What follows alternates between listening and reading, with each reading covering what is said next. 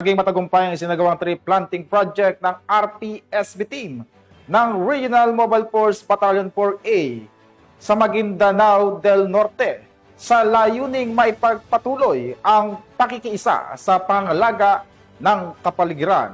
Ang magandang balitang hatid ni Patrolwoman Judy Ann Alibo. Isang matagumpay na tree planting project ang naisakatuparan sa Revitalized Police sa Barangay o RPSB team ng Regional Mobile Force Battalion 14A ang isinagawa sa Barangay Bayanga Sur, Matanog, Maguindanao del Norte. Nito lamang ika-31 ng Agosto taong kasalukuyan.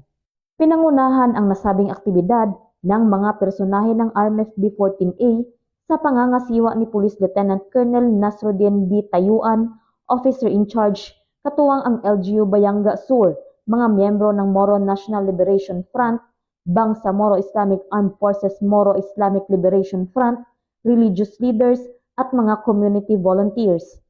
May kabuang 450 seedlings ang naitanim sa naturang aktibidad na binubuo ng 200 seedlings ng mahogani, 200 seedlings ng nara at 50 seedlings ng kape bilang bahagi ng advokasya para sa pangangalaga ng kalikasan at pagpapanumbalik ng kalusugan ng mga ilog at kapaligiran.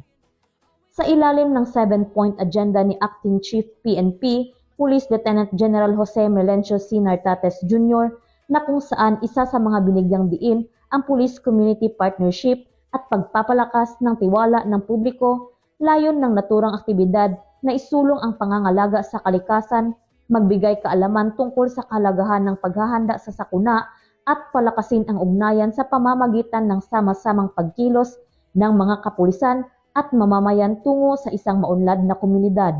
Mula rito sa riyon ng Bangsamoro, ako ang inyong PNN correspondent, Patrolwoman Judy Ann Alibo, alagad ng batas, tagataguyod ng Balitang Pulis.